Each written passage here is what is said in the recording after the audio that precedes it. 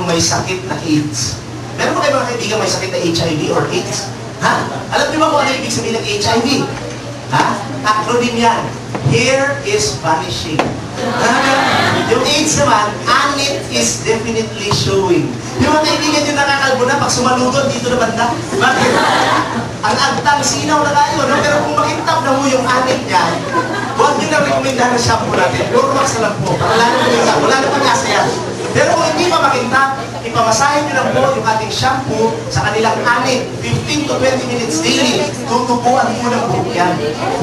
Kaya nga, tip ko rin sa kaibigan ko mga babae, no? Mga kaibigan ko babae, tip ko sa kanila, huwag na huwag nilang gagamitin itong ating shampoo sa kanilang kilikili. Bakit? Tutubuan ng maraming buhok yan. Iba na yung testimony mo, ganito na, noon wala akong buhok sa kilikili, ngayon meron na, nasusupply ko pa. Marami kang balakubang ang galing nito. At matipid kong gamitin dahil hindi nyo na kailangan ng conditioner. Palitan nyo yung massage oil. Kung mahilig ko kayo magpamasahe, galing ko nitong Ganoshi massage oil natin. No? Magaling mo ito magtanggal ng sakit ng katawan. Maganda rin po ito sa mga babaeng hilig magpa-hot oil treatment sa buhok. Hindi nyo na kailangan pumunta sa parlor. Gawin nyo lang, imasahin ninyo itong Ganoshi oil sa inyong ulo bago kayo maligo. Pagkatapos, kumuha po kayo ng medium size towel, ibabad nyo sa mainit na tubig, pigaan nyo, ibalot nyo sa buhok nyo, tapos pag lumamig, ibabad nyo ulit, tapos use our shampoo to get rid of the oil. Ladies and gentlemen, ang ladies, no, gaganda mo yung mga buhok nyo. Palitan po ninyo yung sabon sa bahay. No, itong Ganoshi soap namin, ang galing mo nito. Sino na kailangan ito? Yung marami pong pimples. Yung maraming pimples. Maganda mo ito mag-control ng pimples. Sino pa? Yung mga babae, alam mo mga babae, vain talaga ito, gusto parating maganda. No? No, yung gustong matanggal yung mga wrinkles sa noo. Yung wrinkles dito sa mata. No? Ang galing mo nito makatulong magtanggal ng wrinkles. Saan maganda dito? Doon sa mga babaeng gusto magpaputi. Kasi ang dami ko nakikita mga babae, ang putino mo ka. Bakit? Saka kuskus ng mga kung ano-ano, di ba? Naglalagay pa sa ano, RDY, di ba? Ha? Okay, expert ng mga kaibigan ko eh. Tapos lalagay pa ng chunsusu. Ano yun? Di ba? Parang namasilyan. Tuloy mo ka. Sa sobrang puti mo, ang ganda pa sa ano? Sa harina. Para pantay yung pagpumuti, mas maganda pa sa papaya soap to, mas mura pa itong Ganoshi soap. At ang maganda po sa ating sabon, napakatagal po nitong matunaw. Ang tagal nitong matunaw talaga, lalo na kung hindi babasahin, hindi matutunaw po.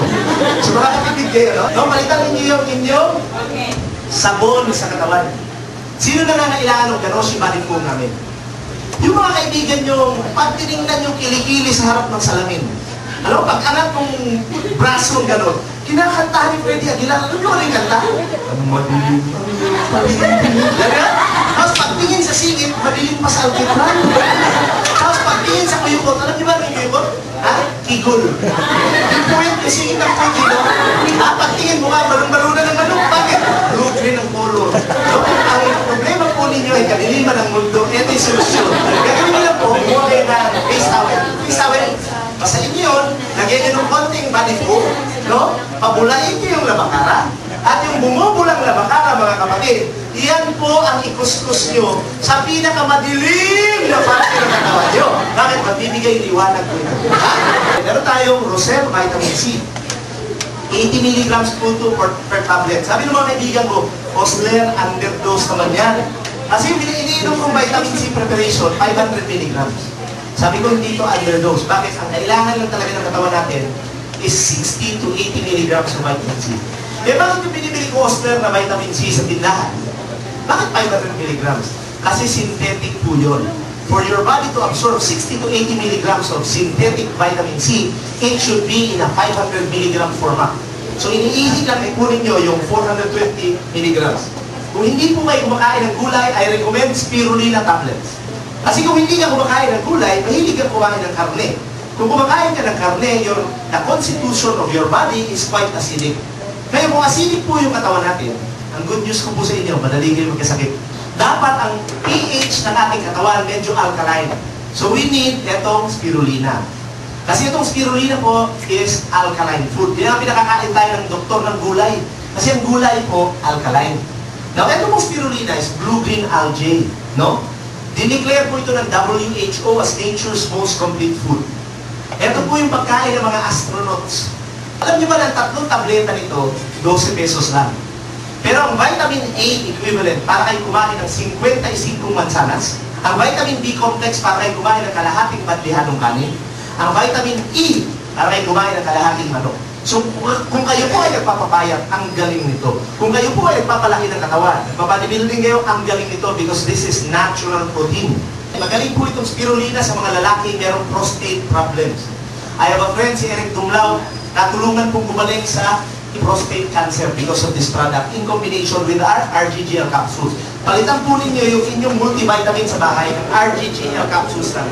Kung gusto nyo bumata, maging maliksi yung katawan nyo, hindi kayo mahawa sa sakit kagad, no? Gusto nyo tumibay yung tuhod nyo, at humaba ang buhay, RGGL capsules para sa inyo po ito. Mas mura pa po ito sa most popular advertised multivitamin preparation. May sabong panla ba kami? Na mas mura pa sa Brand D Ultra and Brand D Ultramatic, biodegradable pa. See? Sabong panla ba? Meron din po tayong water filter system.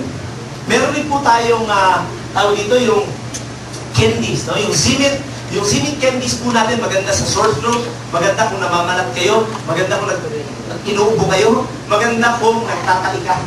Meron rin po tayong spirulina cereal. Sino nangangailangan ng spirulina cereal?